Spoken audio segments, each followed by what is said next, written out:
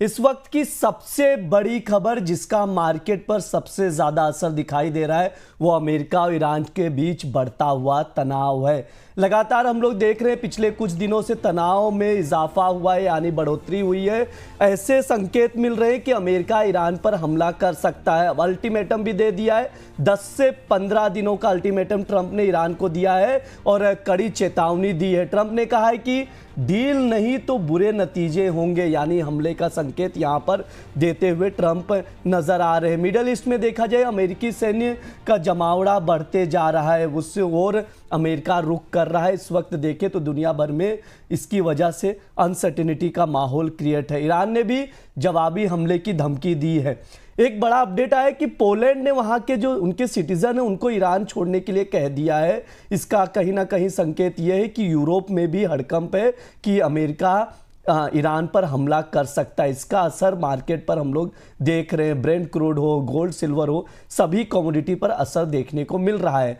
Commodity बाजार भी खुल चुका है। आज के बाजार में कमोडिटीज में कहां दांव लगाया जा सकता है, किस कमोडिटी में खरीदारी की जा सकती है, किस में बिकवाली, इन सभी मुद्दों पर शो के दौरान बात करेंगे और एक्सपर्ट से राय लेंगे। हमारे साथ दो खास मेहमान जुड़ रहे हैं, रिसर्च एनालिस्ट बिटपन मजुमदार जी और मोतीलाल ओसवाल फाइनेंशियल सर्विसेज के एनालिस्ट मानो मोदी जी। आप दोनों का बहुत बहुत स्वागत है द बोनस में।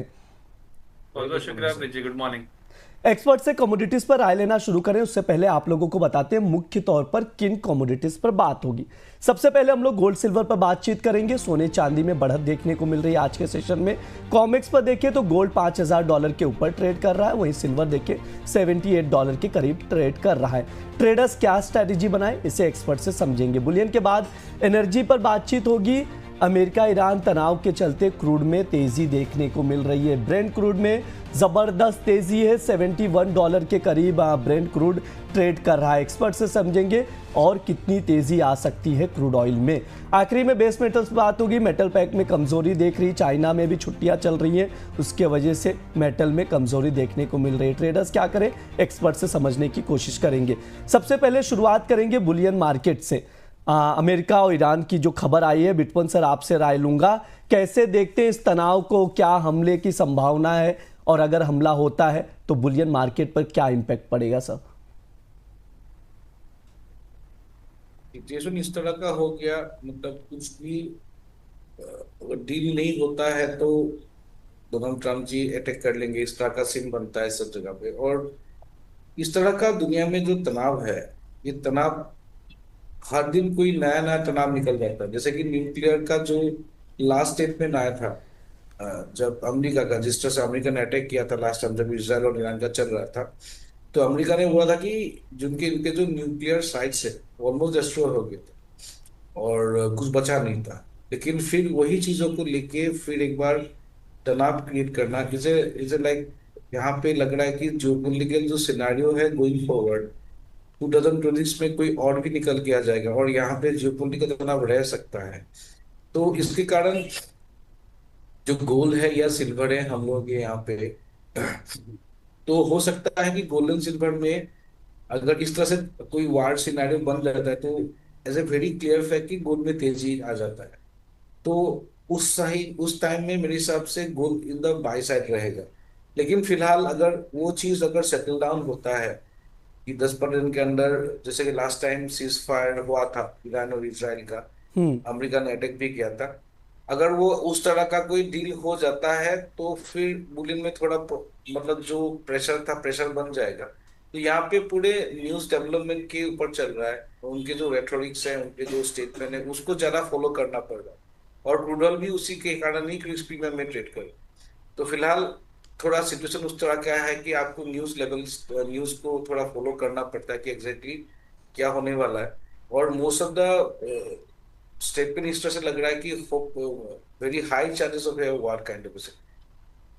सर ट्रेडर्स क्या करें, अभी ट्रेडर्स क्या स्ट्रेटजी बनाए, दूर रहें अभी कुछ समय के लिए, क्या डेवलपमेंट आता है उस पर नजर रखें या कुछ लेवल्स टू लेवल्स काम किया जा सकता है? ट्रेडर्स के लिए सर, ट्रेडर्स के लिए देखिए अभी जो ट्रेड है, एक तो ईटीएफ वाले जो इन्वेस्टर है उसको तो हम लोगों ने अभी तक लॉन्ग लेने के लिए बोल के रखा है कॉन्टिन्यूसली। लेकिन अगर ट्रेड के पर्सन से देखते हैं तो देखिए कल से गोल्ड 5027 का जो स्पॉट गोल्ड का लेवल वहां पे फंसा हुआ है। वो लेवल अगर टूट जाता है तो एक मोमेंटम बन जाएगा 5080 व $5100 तक। और सिल्वर का ही सेम सिनेरियो है 79.50। कल से यूएस के जो सेशन थे और मॉर्निंग एशियन सेशन में से उसी में अटका हुआ है 79, पकड़ लीजिए 79.50। उसके ऊपर जाने से थोड़ा मोमेंटम बिल्डअप हो सकते हैं। तो उसी चीजों को हम लोग देखते हैं, तो यहाँ पे लेवल देखते हैं तो 1,56,800 M6 में गोल्ड का अगर मैं भाग लेता हूं तो 1,56,800 का जो लेवल है वो हम्म। ब्रेक कर पाता है तो मोमेंटम आ सकता है। हालांकि सिल्वर का भी यही हम लेवल मान के चल रहे 2,48,350, वो एक लेवल। लेकिन मोमेंटम मोस्टली गोल्ड में स्ट्रॉन्गर रहेगा in case of this kind of scenario. Hmm. Silver थोड़ा लैग करके जाएगा। लेकिन अगर और एक चीज देखता हूं तो गोल्ड का और एक भी हम लोग का M6 में एक बेस है जहां से भी कोई टेक्निकली डीप आता है। जियोपॉलिटिकल सिनेरियो अभी तक तो इमीडिएटली वार नहीं हुआ है, लेकिन तब भी बाजार अगर कोई डीप आता है 1,53,800, अगर ये लेवल मिलता है तो ये लेवल मेरे हिसाब से एक रिएक्शन बाइंग के लिए हो सकता है। और स्टॉप लॉस बन जाएगा 1,50,700। तो गोल्ड उस तरह से हम लोग डिप्स में बाय कर सकते हैं, थोड़ा सा नीचे आने से स्टॉप लॉस ला के। नहीं तो टेक्निकल ऊपर लेवल पे ब्रेकआउट आता है तो हम लोग को थोड़ा सा मोमेंटम मिल जाए। ठीक है, ये सर की राय है, उसके अकॉर्डिंग आप लोग देखिए, ऑब्जर्व करिए और मार्केट में हाँ पोजीशन अगर बना रहे तो स्टॉप लॉस आप लोग ज़रूर लगाए। अभी अगर प्राइजेस पे नज़र डालें तो गोल्ड जो है MCX पर 1,55,000 पर ट्रेड कर रहा है। कॉमेक्स पर देखें तो $5,000 के ऊपर बना हुआ है। अगर सिल्वर की बात की जाए तो MCX पर 2,42,800 का भाव चल रहा है और कॉमेक्स पर देखें तो $77-78 के करीब सिल्वर ट्रेड कर रहा है। मानो सर आपके पास आऊँगा, एक तो अमेरिका और ईरान के बीच तनाव है, सेकंड अमेरिका के आर्थिक आंकड़े भी आए, वो भी स्क्रीन पर मैं चाहूँगा एक बार आ जाए। बेरोजगारी के जो दावे थे, क्लेम्स थे जॉबलेस के, वो घटे हैं। जो दावे हैं घटकर 2,06,000 पर आ गए। अच्छी खासी गिरावट भी देखने को मिली है, जिससे ये कहा जा सकता है कहीं ना कहीं अमेरिकन इकोनॉमी को सपोर्ट मिल रहा है। कैसे देखते हैं सर इन आंकड़ों को और साथ में अमेरिका ईरान तनाव को और उसका इम्पैक्ट बुलियन मार्केट पर? जी बिल्कुल ब्रिज जी, पहले अगर डेटा पॉइंट्स की बात कर ले तो मेरे ख्याल से काफी लास्ट वीक से अगर डेटा देखें तो काफी मिक्स्ड डेटा रहे हैं, जहाँ पे रिटेल सेल्स थोड़ा घट के हमने आते हुए देखा। CPI हमने 0.1% से घट के आते हुए देखे, और उसी के सामने non farm payroll, unemployment rate जो है वो थोड़ा इंक्रीज हुआ, जॉब एडिशन हमने आते हुए देखे। सिमिलरली अगर कल के सेशन में जैसे क्लेम्स की बात कर रहे हैं तो क्लेम्स अगर हम देखेंगे तो नीचे आते हुए देखे हैं। तो अगर नीचे आ रहे हैं डेफिनेटली क्लेम्स, अगर घट रहे हैं तो लेबर मार्केट के लिए थोड़ी चिंता की बात हो जाती है, opposite to the non farm payroll जो हमने देखा है बिल्कुल गोल्ड सिल्वर में। इसीलिए थोड़ा कंफ्यूजन भी हमने एक दो दिन से आते हुए देख रहे हैं कि सुबह के सेशन में एक रैली है, लेकिन शाम के सेशन में थोड़ी बहुत एक कंसोलिडेशन आ जाती है, थोड़ी सेलिंग आ जाती है। यही डेटा का कारण है। अगर आप देखेंगे डॉलर इंडेक्स में काफी एक स्ट्रॉन्ग सपोर्ट हमें आता हुआ दिख रहा है। डॉलर इंडेक्स कंटिन्यूस बेसिस पे 97 के आसपास होवर कर रहा था, वो आज 98 के करीब है, 98 ब्रीच करने की कगार पे है। तो मेरे ख्याल से डॉलर इंडेक्स का भी थोड़ा प्रेशर हमें बाकी मेटल्स पे आता हुआ दिख रहा है।